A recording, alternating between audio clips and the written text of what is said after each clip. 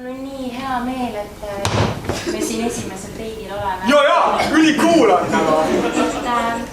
Vaata, noh, me oleme rääkinud need ülejäänud asjad nüüd ära, on ju. Aga mul on veel üks hästi suur saladus. Kas mees ei ole? Ei, mees ei ole. Aga mul on keegi hästi tähtis oma elus. See on minu mõmmik, Nuusu. Ta käib minuga igal pool kaasas. Ta on nagu vaiksest saati mulle hästi kallis olnud. Igal pool minuga koos. Ja siis ma panen Nuusu alati niimoodi endaga koos kotti. Ükskõik kuhu ma lähen. Sellepärast vahepeal ma saan Nuusuga rääkida. On ju Nuusu, on ju Nuusu, on ju Nuusu.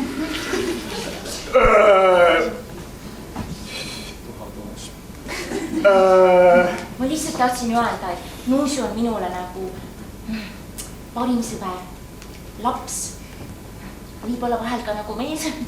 No miks mind siis vaja on nagu? Ei no, ma tegelikult, mu ema on ammu rääkinud, et mul oleks vaja päris inimkontakti. Näha on, see Nuusu on ikka väga ära retsitatud. Hea meel, et sa nõustusid minuga välja tulema. Ma olen viimasel ajal igasuguste nagu veidratega väljas käinud. Sa tundud nagu reaalselt nagu selline mitte väga veider.